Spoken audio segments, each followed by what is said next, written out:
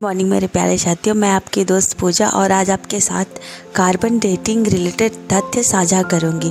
चूँकि ज्ञानवापी मस्जिद के विवाद में कार्बन डेटिंग काफ़ी न्यूज़ में है, तो चलिए जानते हैं क्या होता है कार्बन डेटिंग।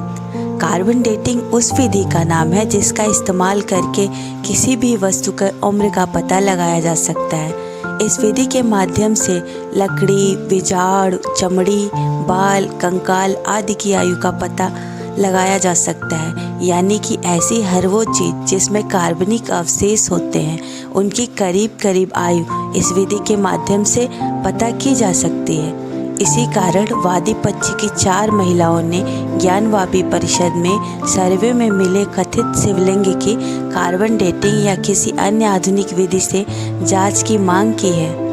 तो चलिए जानते हैं क्या होती है कार्बन डेटिंग की विधि। दरअसल हमारी पृथ्वी के वायुमंडल में कार्बन के 3 आइसोटोप पाए जाते हैं, कार्बन 12, कार्बन 13 और कार्बन 14। कार्बन डेटिंग की विधि में कार्बन 12 और कार्बन 14 के बीच का अनुपात निकाला जाता है। जब किसी जीव की मृत्यु होती है तब ये वातावरण से कार्बन का आदान प्रदान बंद कर देते हैं। इस कारण उनके कार्बन 12 से कार्बन 14 के अनुपात में अंतर आने लगता है, यानी कि कार्बन 14 का क्षरण होने लगता है, डीके होने लगता है। इसी अंतर का अंदाज़ा लगाकर किसी भी अवशेष की आयु का अनुमान लगाया जाता है।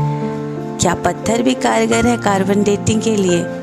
हाँ, आमतौर पर कार्बन डेटिंग की मदद से 50,000 साल पुराने अवशेष का ही पता लगाया जा सकता है। पत्थर और चट्टानों की आयु इससे भी ज़्यादा हो सकती है। हालांकि कई अप्रत्यक्ष विधियाँ भी हैं जिनसे पत्थर और चट्टानों की आयु का पता लगाया जा सकता है। कार्बन डेटिंग के लिए चट्टान पर मुख्यतः कार्बन 14 का होना ज़रूरी है। अगर ये चट्टान पर न भी मिले तो इस पर मौजूद रेडियो एक्टिव आइसोटोप के आधार पर इसकी आयु का पता लगाया जा सकता है। अब देखते हैं कि कार्बन डेटिंग की खोज कब हुई थी। कार्बन डेटिंग के विधि की खोज 1949 में हुई थी। अमेरिका के शिकागो यूनिवर्सिटी के बिलियर्ड फ्रैंक लिबी और उनके साथियों ने इसका आविष्कार किया था।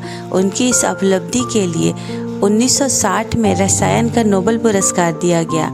कार्बन डेटिंग की विधि प्रत्यक्ष रूप से लकड़ी की उम्र की पता की गई थी।